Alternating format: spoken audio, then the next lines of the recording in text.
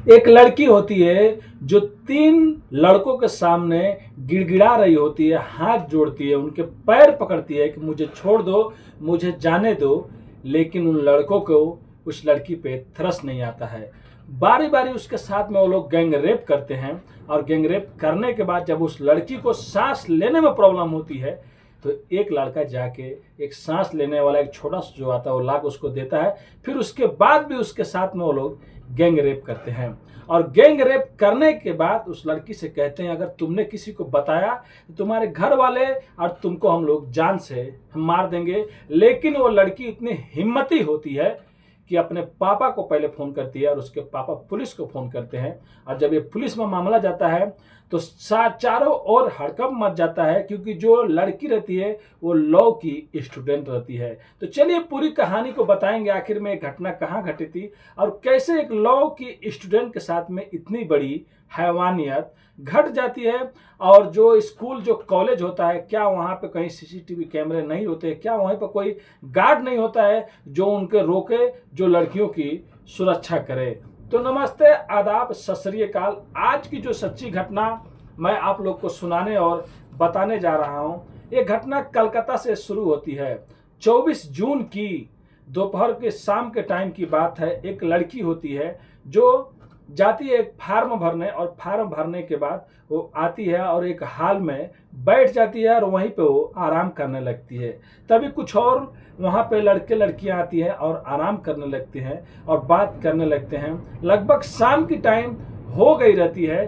तभी वहाँ से कुछ और जो लड़के और लड़कियां रहती है वो लोग बाहर जाने लगती है।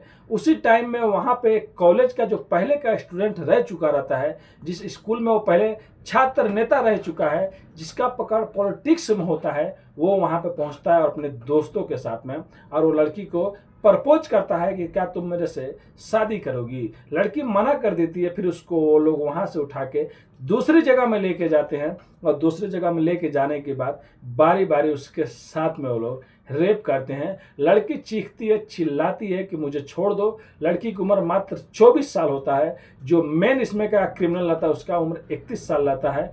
और तीनों लोग मिल के उसके साथ में बलात्कार करते हैं और उसके बाद उसको धमकी भी देते हैं, अगर तुमने किसी को कुछ बताया तो तुम्हारे घर वालों और तुमको मार देंगे। वो लड़की साहसी रहती है।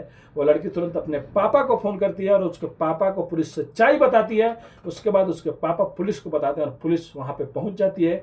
एक दिन बाद ही एक आरोपी को पकड़ लिया जाता है और दोनों को भी एक दिन अरेस्ट कर लिया जाता है। यानी कि कुल 3 गिरफ्तारी होती है। लेकिन बाद में पता चलता है कि ये तीनों जो लोग रेप किए रहते हैं, ये 3 नहीं रहते हैं, बल्कि एक गार्ड भी रहता है जो गार्ड बाहर पहरा दे रहा होता है। यानी कि जिस कॉलेज में आदमी पढ़ने जाता है, जिस स्कूल में आदमी कुछ सीखने जाता है, फिर दुनिया को सिखाता है, दुनिया के सामने एक बड़ा अधिकारी, एक बड़ा डॉक्टर, एक बड़ा कुछ बन के दिखाता है कि मैंने इस कॉलेज से, इस स्कूल में पढ़ाई किया था।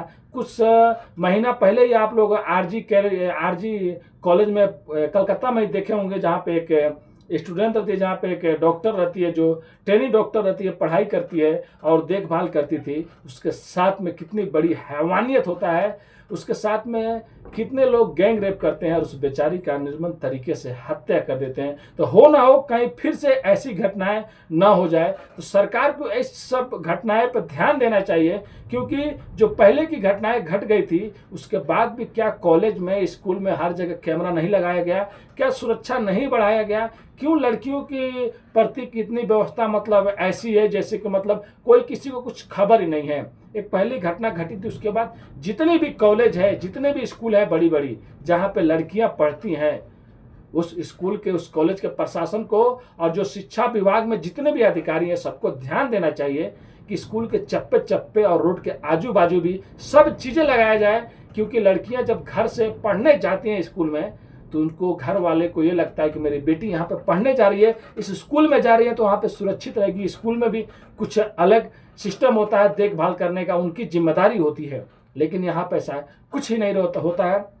फिर उसके बाद उनकी गिरफ्तारी होती है और गिरफ्तारी होने के बाद 14 दिन की पुलिस की रिमांड मतलब रिमांड पुलिस लेती है और उनसे अच्छे से पूछताछ करेगी, क्योंकि जो उन्होंने जो घटना को अंजाम दिया है वो छोटा मोटा कोई घटना नहीं है, ये बड़ा घटना और भी घट सकती थी। और लड़की के शरीर पर अलग अलग मारने पीटने का चोट भी लगा, क्योंकि वो लोग जो काम गलत कर रहे थे उसके दौरान उस लड़की को मार भी रहे थे। लड़की बार बार उन लोगों का हाथ जोड़ रही थी, छोड़ दीजिए छोड़ दो, लेकिन वो लोग नहीं छोड़ रहे थे।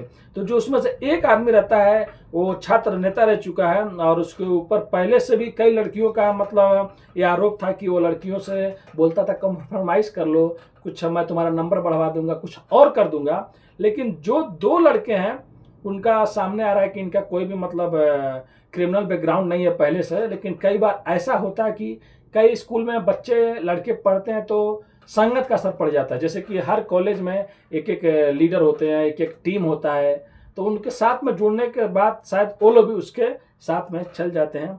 तो अभी वो लोग 14 दिन की पुलिस की रिमांड पे है और पुलिस अच्छे से जांच कर रही है।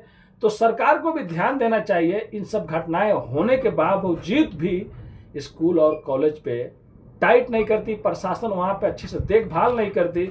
उन लोगों को हर जगह सुरक्षा की व्यवस्था करना चाहिए, कैमरे लगाने चाहिए। और जो भी स्कूल में ऐसे लोग हैं जो पहले से कुछ उन लोगों का बैकग्राउंड खराब है, उन लोग को स्कूल में आने ही नहीं दीजिएगा। लेकिन फिर भी ये लोग आते हैं जाते हैं। और कुछ ही महीने पहले जो आरजी कॉलेज में जो घटना उठा था उससे भी कलकत्ता में फिर से यही घटना घट गई।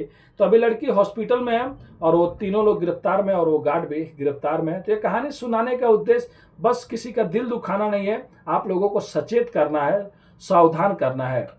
अगर वहाँ पे सीसीटीवी कैमरे होते और अगर स्कूल में कॉलेज में सुरक्षाएं दी गई होती तो शायद वो लोग खुलहाल उसी स्कूल के कॉलेज में घुस के ये सब घटनाएं को अंजाम नहीं दे सकते थे। लेकिन अब क्रिमिनल लोग हैं तो लोग कैसे भी कुछ भी कर सकते हैं, तो सरकार को इन पर ध्यान देना चाहिए।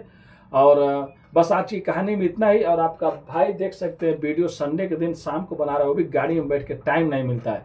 लेकिन मैं कभी कभी जब काम करता हूँ ना मेरे भाई, तो यहाँ पे कुछ लोग, कुछ साहब, कुछ ऐसे हैं ना जो ऐसे ऐसे भाषा बात करते हैं, मतलब लगता है कि यार सब चीज़ वही है। फिर मैं सोचता हूँ यार ज़िंदगी में देखो मैं पैसे तो कमा रहा हूँ जितना सैलरी मिलता है, लेकिन मेहनत करना नहीं छोड़ना चाहिए। अगर आप लोग सपोर्ट देंगे मेरे भाई तो मैं हमेशा सच्ची कहानी आप लोग को सुनाता हूँ, जो सच्ची घटनाएं घटती है। लेकिन रोज़ रोज़ टाइम नहीं मिलता है क्योंकि पूरा दिन काम करते रहता हूँ, फिर उसके बाद उन लोगों का भी बात सुनना पड़ता है। पहले जॉब करता हूँ, उसके बाद टाइम निकल जाता है तो आप लोग की वीडियो बनाता हूँ। तो प्लीज़ आप लोग से रिक्वेस्ट है, अपने भाई को सपोर्ट कीजिए और इस वीडियो को ज़्यादा से ज़्यादा शेयर कीजिए ताकि सरकार तक पहुँच जाए। और जितने भी कलकत्ता में स्कूल कॉलेज हैं सब जगह चप्पे चप्पे पे और स्कूल के हर जगह सीसीटीवी कैमरा लगे। और जिसका भी बैकग्राउंड क्रिमिनल टाइप का या कुछ उस पर आरोप है, उन लोगों को कॉलेज, स्कूल और ऐसे जब जगहों पे जाने से पहले ही गिरफ्तार कर लिया जाए। धन्यवाद।